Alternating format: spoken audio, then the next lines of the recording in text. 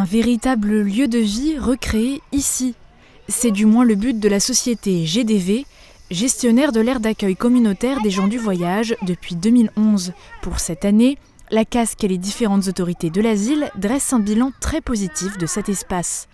Une aire de 30 places de caravane qui existe depuis de nombreuses années, qui ne pose aucune difficulté particulière, ni pour le gestionnaire qui est délégataire de services publics, ni même en termes de sécurité publique. Un constat possible grâce à la gestion du lieu avec un personnel permanent sur place et une réglementation qui impose des obligations aux voyageurs.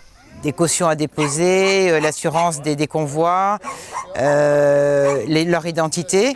Et une fois que tous ces dossiers administratifs sont déposés auprès de notre gestionnaire, ils peuvent stationner sur les équipements que vous voyez derrière moi. On leur fournit l'eau, l'électricité, donc là c'est par un système de télépaiement, de prépaiement, donc qui est régi par un système informatique qui marche relativement bien. En l'espace de 6 mois, la société Gens du Voyage décompte 12 923 € de participation financière des familles, 80 interventions administratives et plus de 48 actions médico-sociales menées sur le terrain. Des actions bénéfiques mais parfois difficiles à mettre en place puisque ces usagers nomades ne stationnent que pour de courts séjours, de 3 fois 2 mois espacés les uns des autres.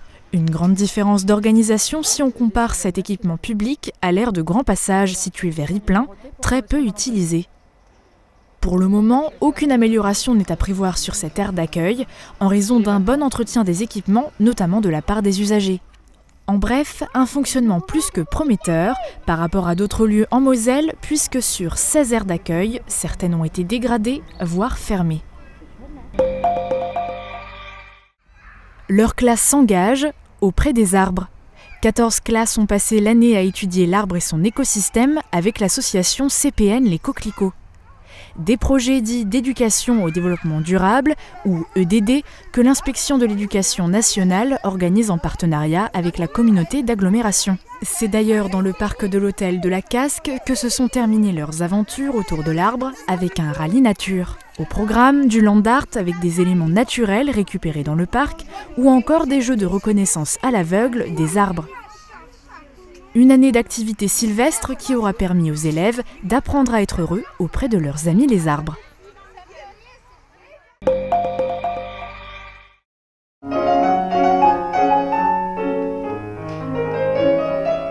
Spectacle pour fin de cycle. Le Casino des Faïenceries accueillait hier soir le concert des lauréats.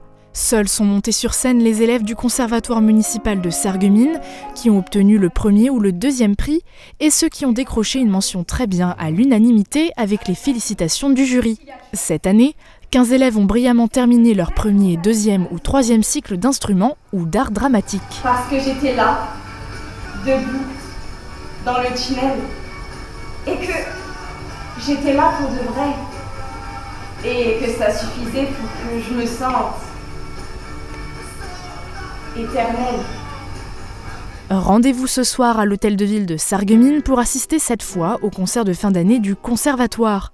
Il commencera à 19 h avec l'harmonie junior, entrée libre mais dans la limite des places disponibles.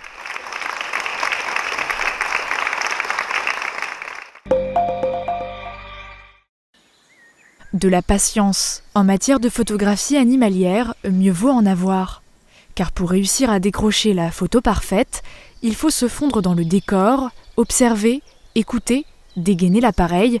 C'est le rituel de Marc N depuis 6 ans maintenant. Mais au départ, c'est en tant que chasseur qu'il arpentait la forêt. Bon, quand je me suis mis à la photo, j'ai emmené le fusil et l'appareil photo.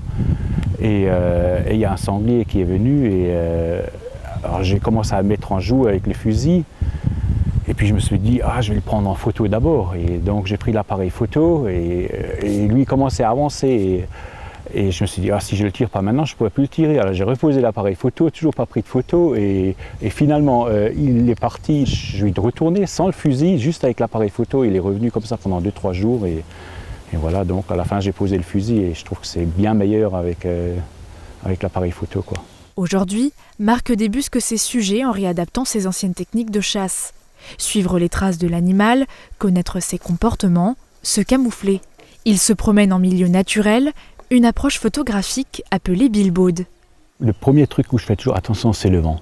Le vent, c'est capital pour l'approche. On va dire le gibier, les animaux avant tout, ils sont très réceptifs aux odeurs. Hein. Bon, le bruit également, je fais très attention où je marche, éviter les brindilles. Cette fois-ci, les animaux se font rares. Avec cet outil appelé appôt, Marc tente d'éveiller la curiosité de potentiels chevreuils couchés non loin de là.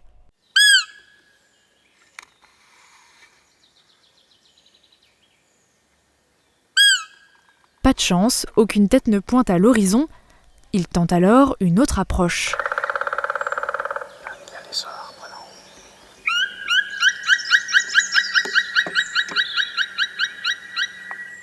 Curieux d'avoir entendu un confrère, le pic noir fait enfin son apparition. Un peu plus loin, c'est une grenouille qui se prête au jeu. Plus timide, un sanglier s'enfonce dans la forêt. Outre les prises sur le vif, d'autres techniques sont utilisées pour être au plus proche des animaux. Il y a 3 ans, Marc décide de construire cette cabane appelée affût. Il peut y rester caché des journées entières, par tous les temps, en attendant les oiseaux. Et pour faciliter leur venue, il a même fabriqué ce point d'eau où ils peuvent se baigner et se nourrir. Mais cette technique demande aussi de la persévérance, comme ce fut le cas pour photographier une famille de renards. À Visvillers-Velflin, j'ai fait 3 semaines d'affût tous les jours de 16h à 21h. Hein. Pendant 3 semaines donc, et sans faire une seule photo. Et la 3e semaine, les petits sont sortis vers 20h et pendant 1 heure, j'ai fait des photos. Moi, j'ai pas arrêté. Et la mère a dû me voir et le lendemain, c'était fini. De ces photos, il n'en vit pas, mais sa notoriété est déjà bien installée sur les réseaux. De quoi partager sa passion, comme avec cette photo largement likée. Marc se souvient, affairé à photographier des mantes religieuses, il se retourne et aperçoit ce magnifique cerf. Une rencontre inestimable qui aura duré près d'une demi-heure.